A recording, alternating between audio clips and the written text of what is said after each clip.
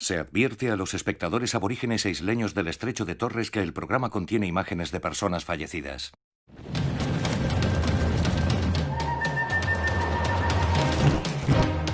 La historia de cómo los animales han cambiado nuestra historia es sobre todo la historia de cómo los animales nos ayudaron a hacer historia. Esta es la historia de los animales que han trabajado con nosotros y para nosotros. Nos han alimentado y vestido, han luchado por nosotros y han sido nuestros amigos. Esta es la historia de los animales que hemos creado. Lo que los humanos hubieran conseguido solos si ningún animal hubiera sido nunca domado, domesticado y cuidadosamente criado es incierto. Pero hubiera sido mucho menos de lo que vemos en el mundo de hoy. Esa es la razón por la que nuestra historia se titula Animales que cambiaron la historia.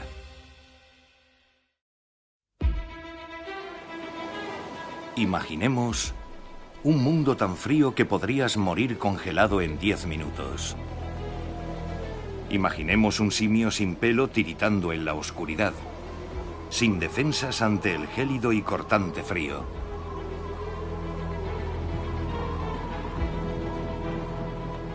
Nuestros ancestros solo sobrevivieron porque otros animales les ayudaron. Observaron que otros animales se mantenían calientes a temperaturas bajo cero en la penúltima edad de hielo. El ser humano empezó a cazarlos no solo por su carne, sino también por su piel y su cuero. Es un paso que ningún otro animal ha dado.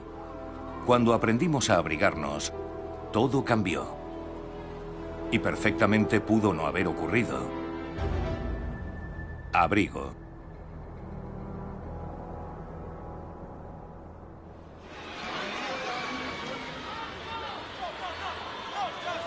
Un viejo proverbio dice que la ropa hace al hombre y a la mujer.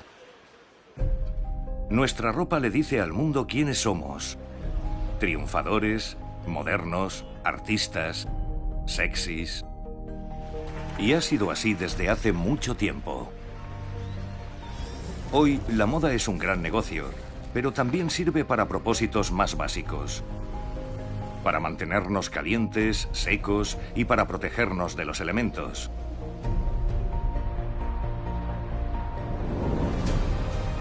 La ropa es también la historia de cómo los avances tecnológicos para mantenernos calientes nos condujo a sorprendentes desarrollos históricos.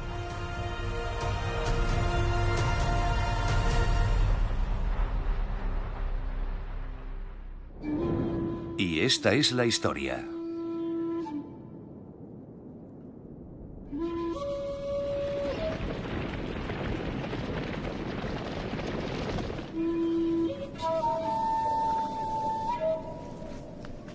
Hace 6 millones de años, cuando la evolución separó a los homínidos del resto de los primates, el hombre perdió su espeso pelaje protector que había mantenido a sus ancestros calientes cuando el termómetro caía.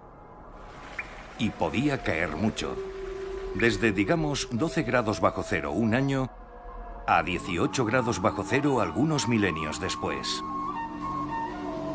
Para afrontar los dramáticos cambios de temperatura durante la Edad de Hielo hace 170.000 años, los neandertales recurrieron a la naturaleza en busca de ayuda.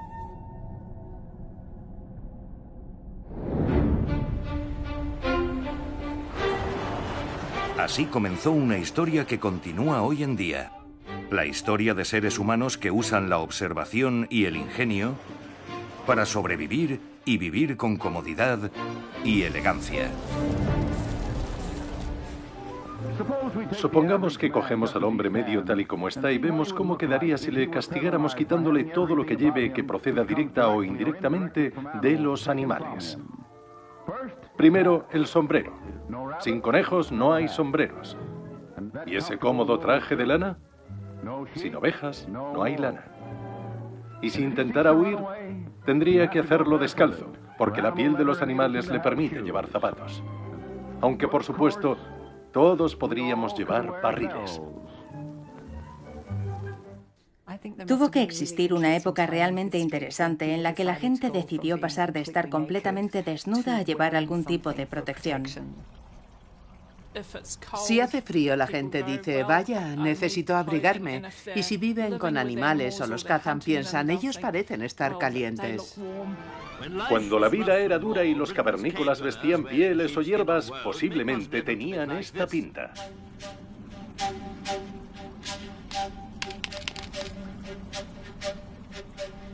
La primera prenda que usaron los neandertales pudo ser simplemente la piel de un animal colocada sobre los hombros como una manta o capa. Los neandertales ya cazaban animales por su carne y las pieles posiblemente eran un subproducto que no utilizaban.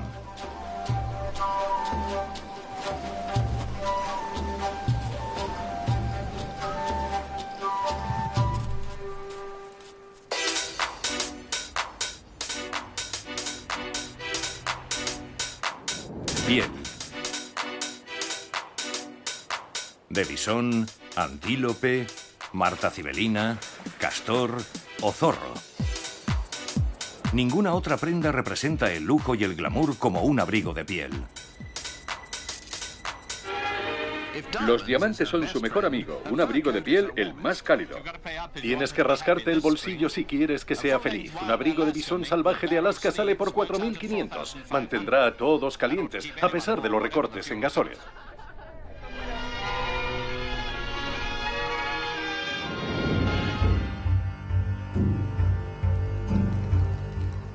Nadie sabe con seguridad cuándo empezaron a abrigarse con pieles los primeros homínidos, pero hay evidencias de que tanto el neandertal como el Homo sapiens lo hicieron. Antes de la revolución neolítica, los humanos usaban para abrigarse la piel de los animales que cazaban para alimentarse. Cuando empezaron a domesticar animales, obtuvieron una fuente segura de piel con la que trabajar. Las pieles animales tienen dos tipos de pelaje, una primera y espesa capa aislante y pelos más largos que los protegen de la lluvia y el frío. La piel era resistente al agua y el viento. Nuestros antiguos ancestros, los cromañones, los hombres más primitivos, eran increíblemente inventivos. Ellos fueron quienes empezaron a fabricar herramientas y una de las primeras herramientas que fabricaron fue la aguja. La aguja es un instrumento extremadamente sencillo que les permitió hacer muchas cosas para abrigar su cuerpo.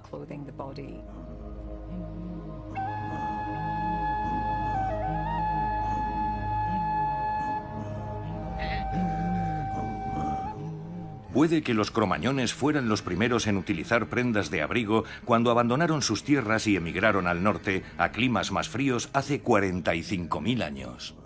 Cuando el Homo sapiens salió de África, se expandió por todo el mundo en un plazo de 40 o 50.000 años. No solo por las zonas templadas, también por los climas fríos del norte y del sur.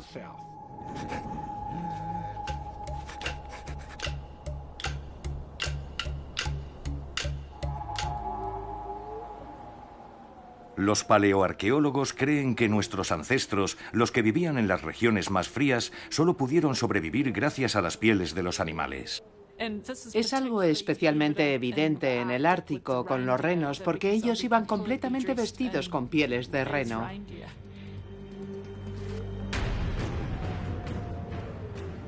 Las gruesas parcas hechas de piel de caribú les protegerán del frío del hielo polar durante los días de caza que tienen por delante. En la parca el pelo está en el interior, pegado al cuerpo, y en el exterior la capa aislante. Así se consigue más calor. Porque aunque ya sea primavera, en el Ártico sigue haciendo mucho frío.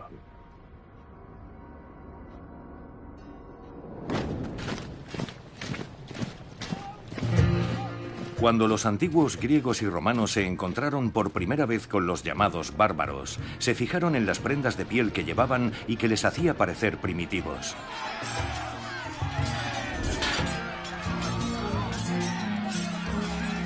Pero en el siglo VI después de Cristo, cuando los godos y los vándalos habían invadido gran parte de Europa, su vestimenta de piel fue aceptada por los pueblos civilizados.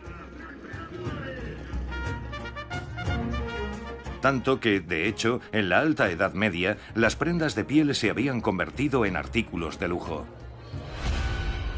Eran tan caras que solo la realeza, la aristocracia y el clero podían permitírselas. La afición de los clérigos por las pieles era célebre y a menudo objeto de sátiras, ya que se suponía que debían llevar vidas sencillas de pobreza y sacrificio. En el siglo XIII, algunos varones se vieron obligados a hipotecar sus tierras para comprar armiños a sus esposas. Cuando los mercaderes y los comerciantes empezaron a formar la nueva clase media, adoptaron el estilo aristocrático para exhibir su nuevo estatus. Y eso significaba pieles. Incluso las clases bajas se contagiaron de esa fiebre y empezaron a hacer prendas con piel de zorro y roedores. Muchos desconocen que la moda de llevar sombrero se remonta al siglo XIV europeo y que fue impulsada por un nuevo material fabricado con pelo de animales, el fieltro, que es básicamente pelo apelmazado. El fieltro se usa desde hace mucho tiempo en diferentes países para fabricar sombreros porque se moldea fácilmente y adopta cualquier forma.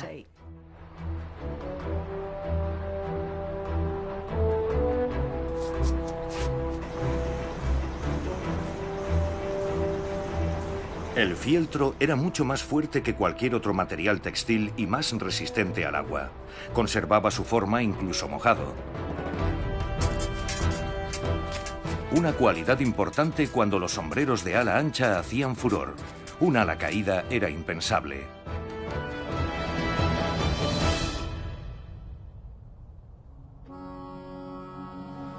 Los mejores sombreros estaban hechos de fieltro de castor.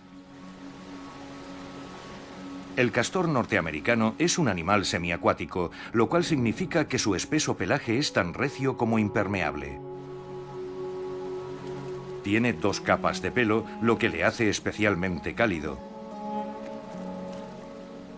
El suave pelaje de la primera capa es perfecto para hacer un fieltro que puede amoldarse a muchos estilos diferentes de sombrero. En los siglos XVI y XVII, los sombreros de castor estaban de moda en toda Europa. Aquello estaba a años luz del uso primitivo que se le dio a la piel simplemente para sobrevivir. En Francia e Inglaterra, durante los años que transcurrieron entre 1723 y 1763, el precio del fieltro de castor se triplicó. Pero siempre es posible matar a la gallina de los huevos de oro, y en el siglo XVIII el castor se extinguió en Europa. Entonces entró en escena el Nuevo Mundo. Durante siglos, los pescadores vascos habían comprado prendas hechas de piel de castor a los pueblos nativos de la costa de Terranova y de la bahía de Gaspé, próximas a lo que hoy es Quebec.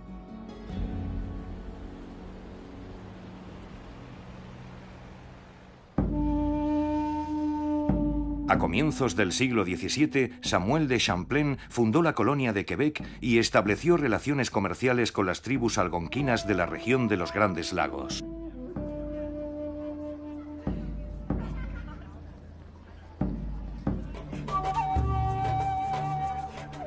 Mientras, los ingleses apoyaban a los jefes de las tribus rivales, los iroqueses, en un intento por hacerse con una parte del comercio del castor.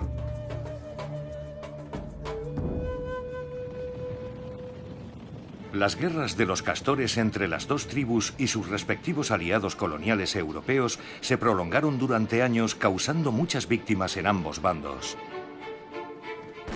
Al final conduciría a la Guerra Franco-India, que se convirtió en un conflicto intercontinental, con Gran Bretaña y Francia encabezando las 2 coaliciones enemigas.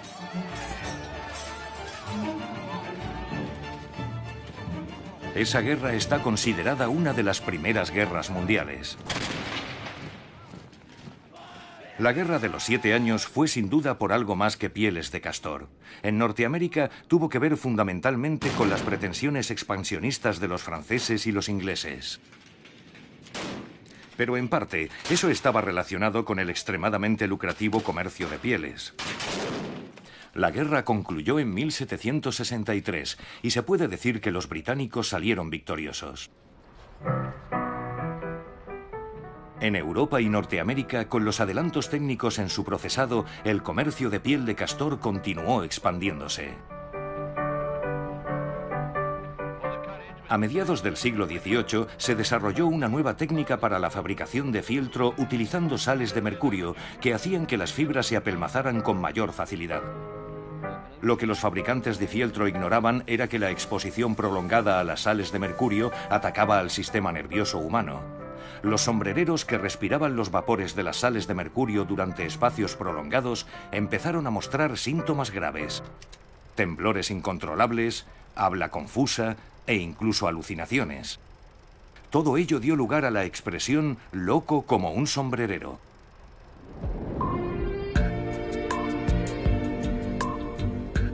Suaves, cálidas y brillantes, las pieles de los animales han sido utilizadas para fabricar sombreros, guantes, estolas y la encarnación mejor conocida de la opulencia: el abrigo de piel. Las pieles de animales siguen estando de moda en el siglo XX.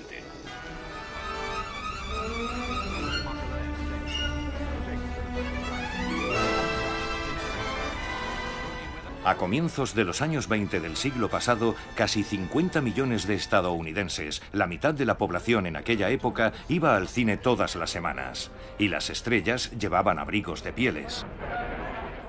Cuando vemos las fotografías de las estrellas de cine de Hollywood, de la era del glamour, las actrices más famosas siempre aparecían con pieles lujosísimas. Las pieles ayudaban a resaltar la sensualidad de aquellas estrellas de cine. Y las mujeres las deseaban para ellas mismas cuando las veían en las pantallas. Un abrigo de piel o incluso una estola representaba el final de la austeridad y de la angustia que la gente había sufrido durante la guerra. ¿Qué tal un zorro blanco canadiense? O un abrigo de astracán por $540. Y por 150 un vestido de boda en astracán blanco americano. Una señal de que la novia tiene gustos caros. Sabemos que son cálidas y muy prácticas, pero desde el surgimiento del movimiento de liberación animal en los años 60 y 70, cuando empezaron a defender los derechos de los animales, existe la idea de que no deberíamos utilizar y llevar pieles.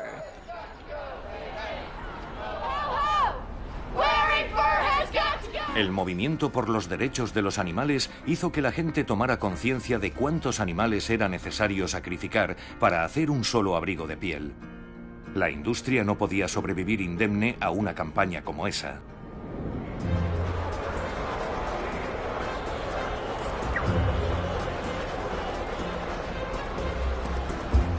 Actualmente resulta raro encontrar a alguien con una prenda de piel, aunque en la industria las cosas empiezan a ir mejor.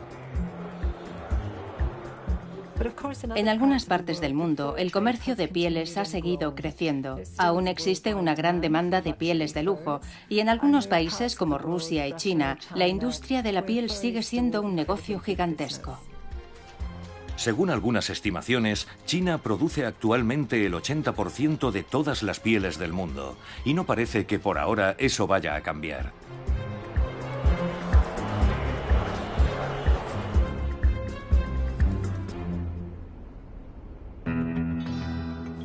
Las pieles no son el único material de confección que recorre toda la gama, desde lo práctico a lo lujoso. El cuero también está en todas partes, de la cabeza a los pies. Guardamos nuestro dinero en él y desembolsamos mucho dinero por él. Sujeta nuestros pantalones y cautiva nuestra atención. A algunos les gusta más que a otros, y a algunos puede que les guste incluso demasiado. Con independencia de lo que pensemos sobre el cuero, es difícil imaginar un mundo sin él. Sin embargo, cuando eliminas las asociaciones culturales, realmente solo es una cosa: piel. La piel de la cabeza a los pies parece una apuesta segura de la moda para el 65. Pero hoy procesamos esas pieles de una forma muy diferente a como lo hacían nuestros antepasados más lejanos. El hombre comprendió que, protegido por una piel mejor, podía abrigarse y mantenerse caliente a pesar del frío, o sufrir menos heridas mientras realizaba sus tareas cotidianas. Los hombres de las cavernas vestidos con sus pieles ignoraban lo que habían empezado.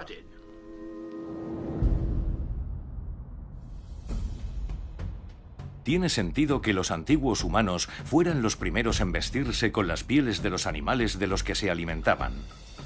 Animales como el ciervo, el caballo y el antílope fue la fuente más probable de la primera vestimenta humana de cuero. Los arqueólogos han descubierto raspadores de piedra que, según creen, se usaban para separar la carne de la piel del animal. Dichas herramientas se remontan al año 100.000 a.C. En 2011, un equipo de arqueólogos encontró los restos de una estructura de 44.000 años de antigüedad construida por los neandertales. El armazón estaba hecho con huesos de mamut que se cubrían con pieles de animales. Pero en cierto momento, los humanos descubrieron un par de hechos desagradables sobre la piel animal. Aunque la rasparan y la limpiaran, la piel no quedaba suave, sino rígida. Así que tuvieron que buscar una forma de suavizarla.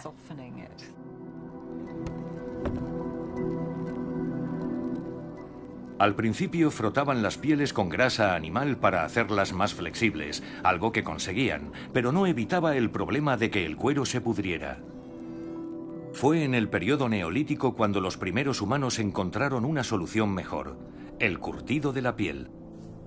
Nadie sabe exactamente cómo se les ocurrió, pero cuando frotas un trozo de piel con una mezcla de corteza de roble o de abeto, sucede algo extraordinario.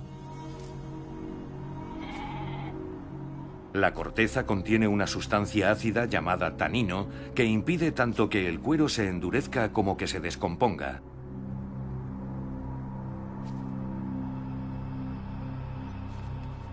Así consiguieron algo que se parecía mucho a lo que hoy llamaríamos cuero.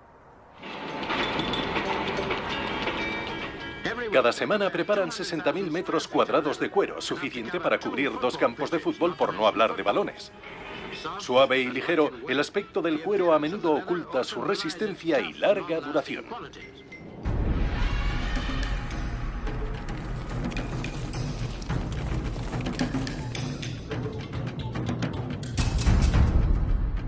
Hace 5.000 años, matar a un animal no era un paseo precisamente. Aun cuando no terminaras muerto o herido en el intento, requería una enorme cantidad de energía. Así que daba igual si eras cazador o pastor, tenías que usar todas y cada una de las partes del animal que habías matado. Te alimentabas de su carne y utilizabas su piel para vestir y cobijarte, y los huesos para hacer herramientas, agujas de coser, punzones, anzuelos de pesca. Y era especialmente importante para los pueblos nómadas que llevaban sus vidas con ellos allá donde iban.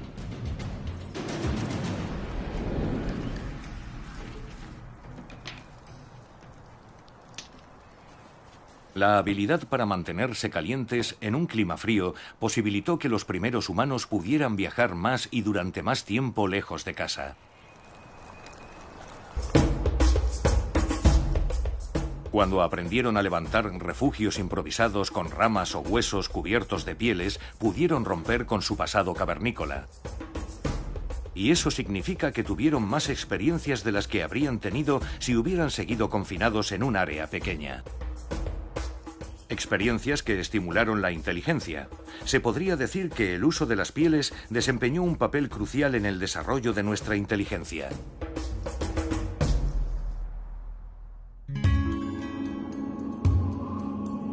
A lo largo de la historia, el cuero ha desempeñado un importante papel más allá del mero aislamiento térmico. Los romanos del periodo clásico no iban a la batalla con armaduras de metal, sino con pesados petos de cuero. Pero incluso antes, el cuero sin curtir se utilizaba para hacer pergamino, un soporte para la escritura que reemplazó al papiro mucho más caro.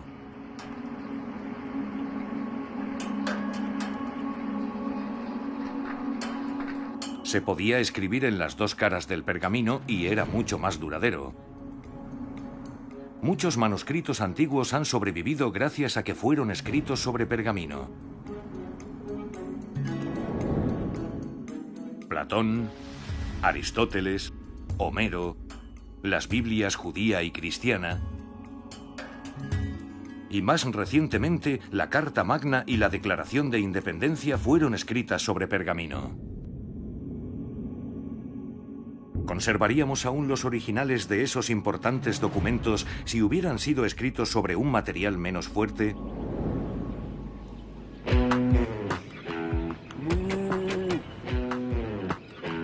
Hoy, el uso del cuero para vestir es un tema controvertido debido a la preocupación por el bienestar de los animales. El cuero necesita que se críen animales para su sacrificio. Quienes se oponen a su uso argumentan que existen muchas alternativas sintéticas y que cada año sacrificamos a 1.000 millones de animales solo por su piel.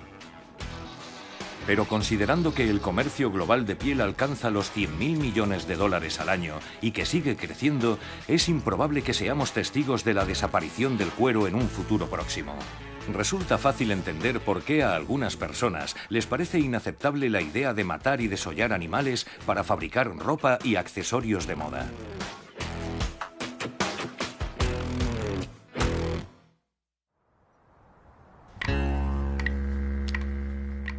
Necesitábamos un enfoque más sostenible y renovable para vestirnos, uno que no exigiera matar animales.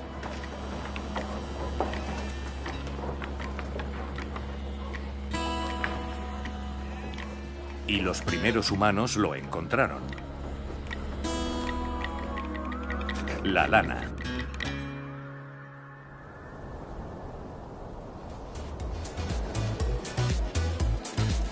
Hoy en día, a pesar de la proliferación de fibras sintéticas como la acrílica, la lana sigue siendo fundamental en nuestra vestimenta. Es muy apreciada tanto por su belleza como por sus propiedades aislantes. Pero no es exactamente el mismo material que usaban nuestros antepasados.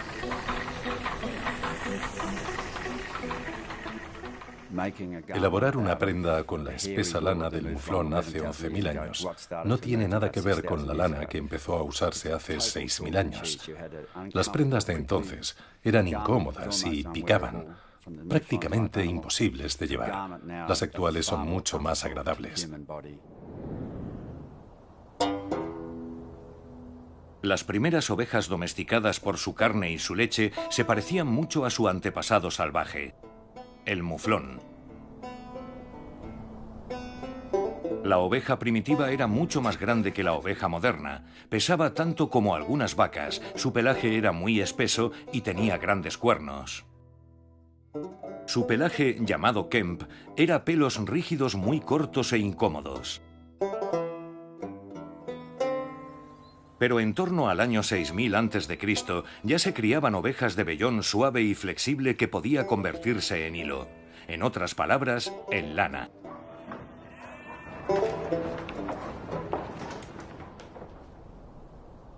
En la época del Imperio Romano, mucho antes de que en Occidente se conociera el algodón o la seda, la lana era el tejido más usado para la elaboración de prendas de vestir.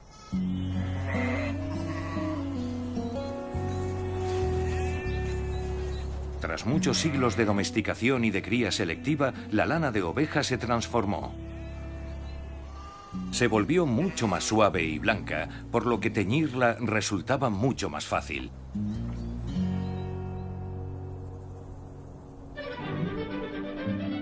A mediados del siglo XIII se produjo un avance tecnológico decisivo, la rueca.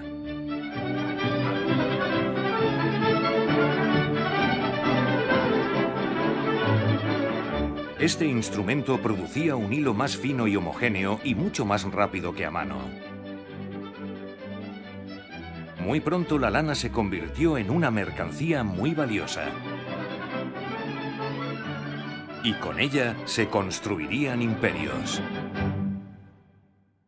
Un ejemplo es la célebre familia Medici, que no solo desarrolló un famoso banco comercial, sino también una red comercial internacional, entre otras cosas.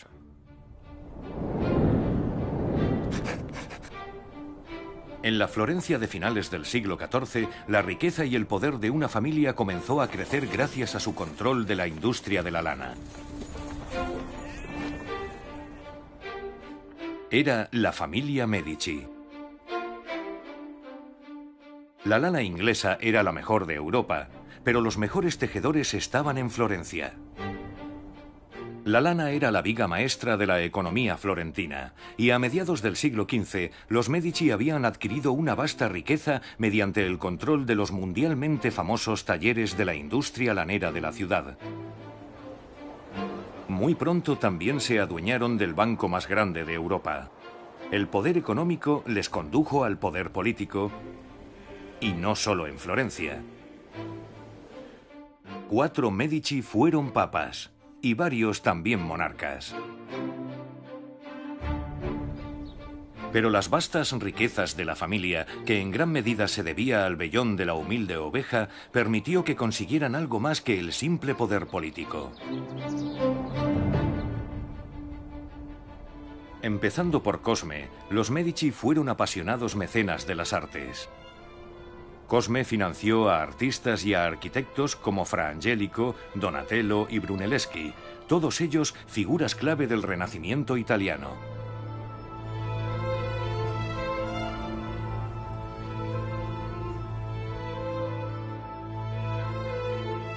Pero Cosme fue superado como mecenas de las artes y las letras por su nieto, conocido como Lorenzo el Magnífico. Entre las notables figuras que frecuentaban la corte de Lorenzo se encontraban Da Vinci, Botticelli y Miguel Ángel. Lorenzo incluso invitó al joven Miguel Ángel a vivir durante un tiempo en el Palacio Medici, donde pudo estudiar arte y conocer a las mentes más brillantes del Renacimiento italiano.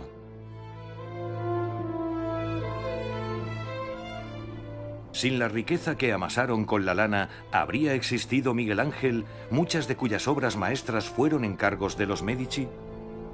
¿O Rafael, cuyos trabajos fueron defendidos por los papas Medici?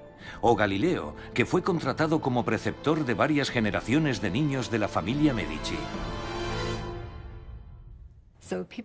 La gente que se hacía rica invertía su dinero en cultura, en investigaciones o en algunas de las áreas más avanzadas de la sociedad. De forma que con el ascenso de la lana se produce el apogeo de la cultura y de una forma de dominación de una determinada élite dentro de la sociedad europea. Las ovejas de pura raza como este carnero merino son protagonistas de la última moda. Vestido de lana para cóctel con escote doble. Vestido de lana diseñado para las adolescentes.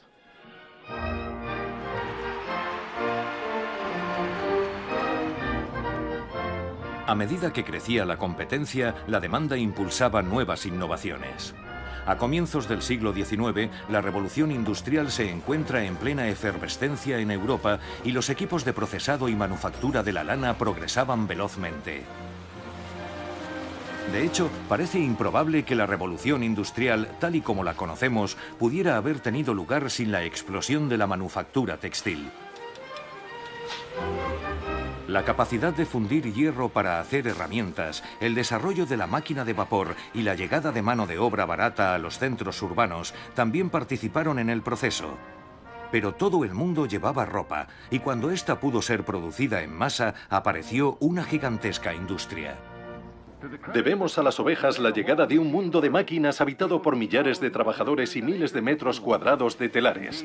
Gracias a la lana y a las máquinas nació la revolución industrial que continúa mientras dependamos de máquinas más grandes y complicadas.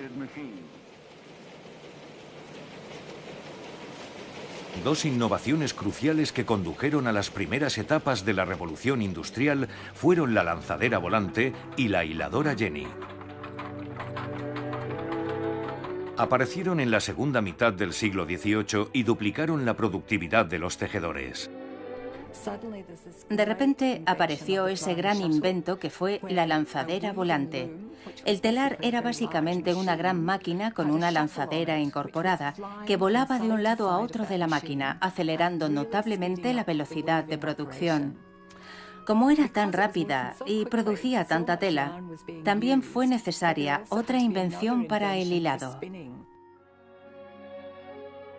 En 1764, el tejedor James Hargreaves inventó una máquina que permitía mantener el ritmo a los hilanderos. La hiladora Jenny permitía a los trabajadores hilar hasta 8 carretes al mismo tiempo. Y no pudo llegar en mejor momento. Porque un famoso general francés había puesto a los ingleses en una situación incómoda. En 1806, Inglaterra estaba enredada en una larga guerra contra Napoleón Bonaparte. Las guerras necesitaban soldados y los soldados prendas de abrigo para el invierno. El problema de los ingleses era que los franceses habían conseguido bloquear el suministro de lana de oveja merina desde España, su principal proveedor. Y ahí es donde entra en escena el capitán John MacArthur, un hombre con buen ojo para las oportunidades de negocio. MacArthur era un oficial del ejército británico que vivía en Nueva Gales del Sur, Australia, donde criaba ovejas de lana, no de carne.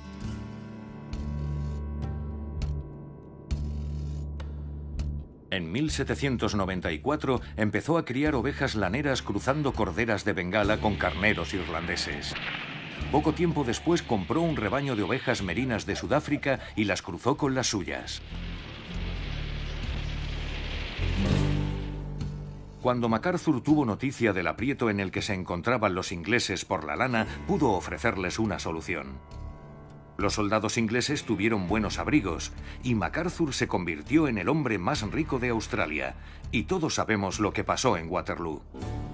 Y todo gracias a unas humildes ovejas. Hay mucha lana que cortar. Por supuesto, procede de Australia, ya que la Commonwealth produce 20.000 toneladas cada año.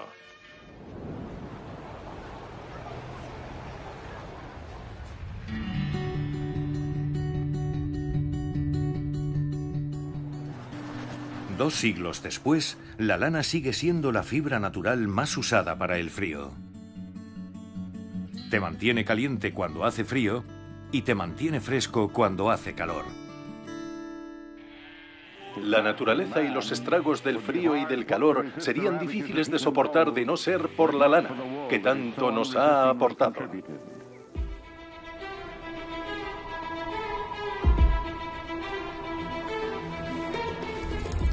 Es resistente al fuego y es hidrófuga.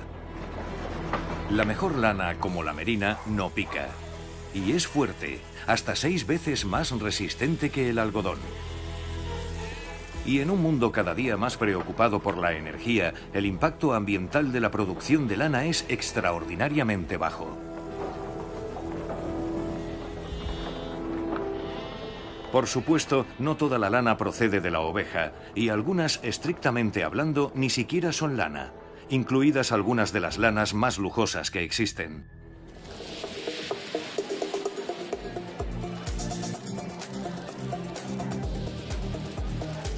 Con el paso del tiempo se han desarrollado muchas fibras sintéticas que suponen un verdadero reto para la lana. Pero de alguna forma, la lana sigue aquí y sigue siendo la fibra preferida por mucha gente, igual que lo fue durante siglos. La lana ha vuelto a demostrar su valor en su salto del vellón a la moda.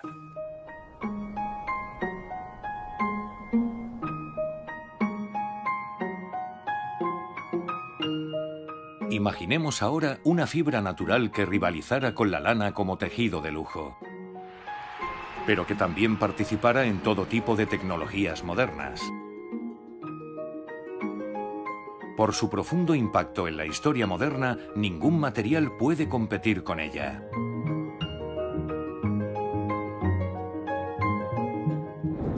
La seda. El ciclo vital del gusano de seda comienza con una bonita polilla blanca que pone alrededor de 300 huevos que eclosionarán 3 meses después. El gusano de seda es la oruga de una mariposa especial, la Bombyx mori. El gusano de seda solo se alimenta de una cosa, de las hojas de la morera. Pero solo lo hace en cautividad, ya que la especie ya no existe en la naturaleza.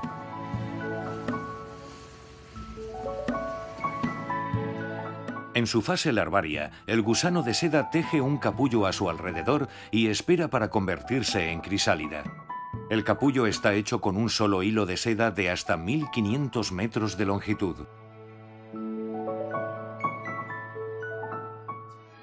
En su interior, el gusano se transforma en crisálida, una larva marrón que permanece inactiva mientras se convierte gradualmente en mariposa. La mariposa tiene alas pero no puede volar, tiene ojos pero es ciega y nunca verá la belleza de la seda.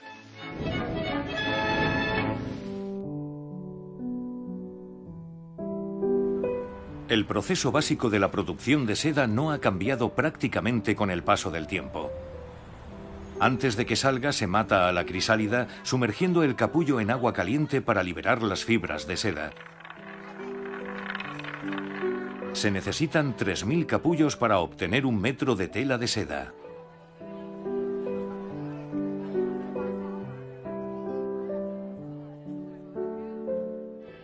Nuestro pequeño amigo el gusano de seda tiene sus altibajos, pero este año parece haber envuelto al mundo de la moda con su hilo.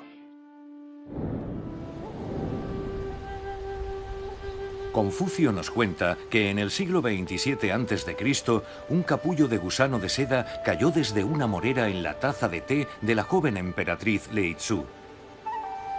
Al sacarlo del té caliente, la seda se deshizo hasta rodear todo el jardín. Asombrada, la emperatriz vio que toda la seda procedía de su taza de té y empezó a enrollarlo alrededor de su dedo. La joven inventó así la primera técnica de tejer seda, por lo que en la mitología china se convirtió en la diosa de la seda, conocida como la madre del gusano de seda. Puede que literalmente la historia no sea cierta, pero es verdad que la seda fue tejida por primera vez en la antigua China.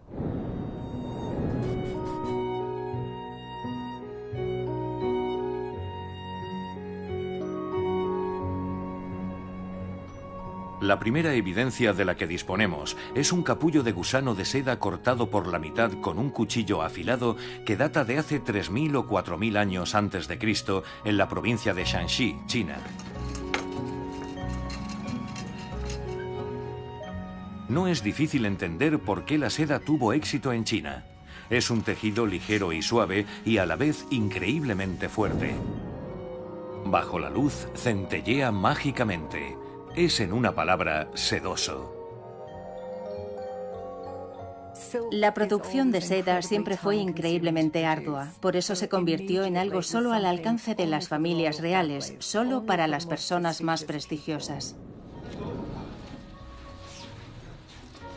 Poco a poco, los miembros menos eminentes de la sociedad china comenzaron a usar seda para hacer hilo de pescar, instrumentos musicales y cuerda de arcos. Durante la dinastía Han, desde el año 200 a.C. hasta el año 200 después de Cristo, la seda empezó a usarse como medio de pago. Los granjeros pagaban los impuestos con seda y los funcionarios recibían su salario en seda.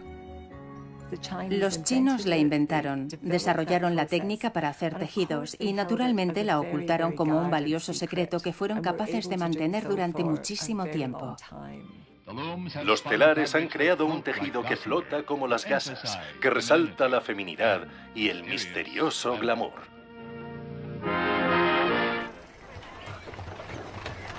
Los chinos de la dinastía Han eran grandes comerciantes. Los mercaderes viajaron por toda Asia y después llegaron a Europa mediante una red de rutas comerciales cuyo conjunto recibió el nombre de Ruta de la Seda. La Ruta de la Seda en realidad no era un camino, sino una institución, un conjunto de caminos que cruzaban Asia, Europa, el Medio Oriente y el norte de África.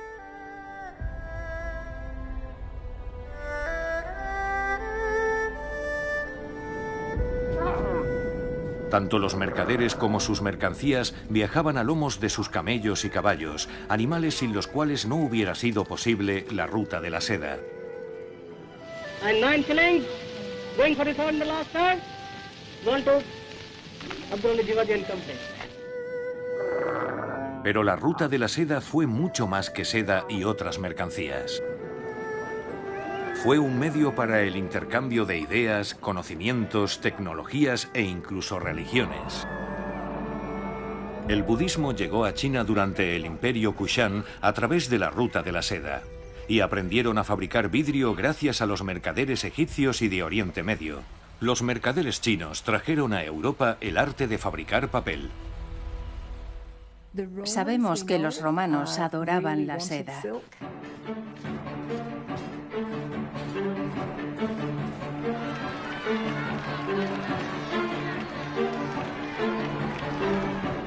De hecho, la sociedad romana estaba profundamente dividida por el debate de la seda. Los tradicionalistas consideraban afeminados a los hombres que la vestían. Se puede decir que la seda estuvo íntimamente conectada con el fin de la Roma antigua y el principio de la Roma imperial.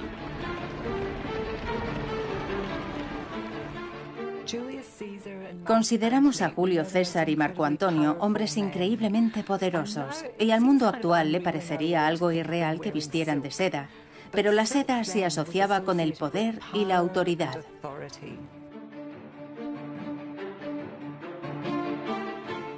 Y no tuvo que pasar mucho tiempo para que la seda se identificara con el poder, la cultura y la riqueza de Roma.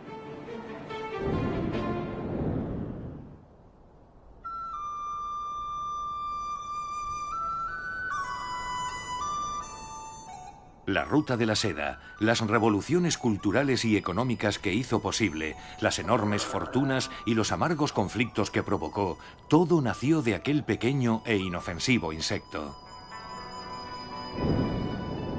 Pero hoy la seda es algo más que una simple cara bonita. Su Alteza Real visita los talleres donde se tejen espléndidas telas como las de su traje de novia con brocado de seda color marfil.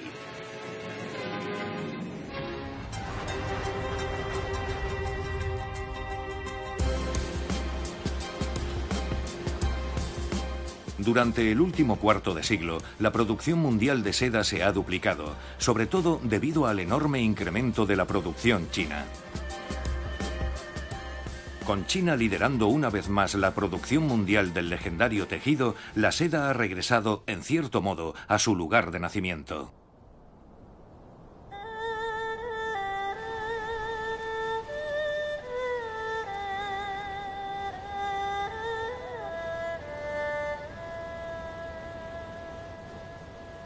Es la fibra natural más fuerte que se conoce, con una resistencia a la tracción semejante a la del acero.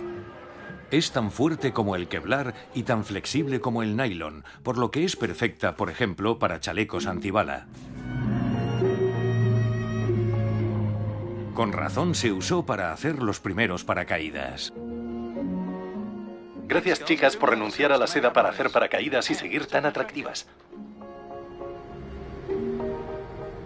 Actualmente se usa para sutura, para arterias artificiales e incluso en cirugía ocular, cirugía plástica y neurocirugía.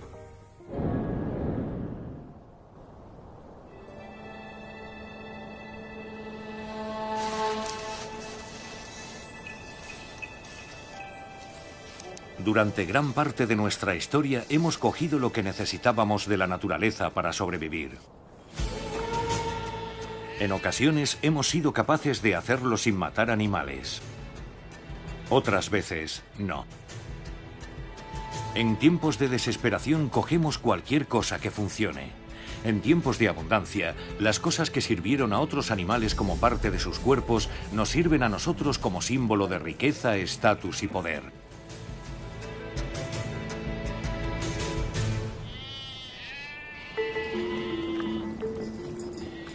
La historia fue modelada por la forma en la que el hombre utilizó a los animales para mantenerse caliente y cómodo. Se libraron guerras por ellos, en el campo de batalla o en la prensa. No hay duda de que mientras sigamos usando los recursos naturales de nuestro planeta, el ser humano seguirá explorando las virtudes de los materiales sintéticos para conseguir los mismos propósitos que con los materiales naturales.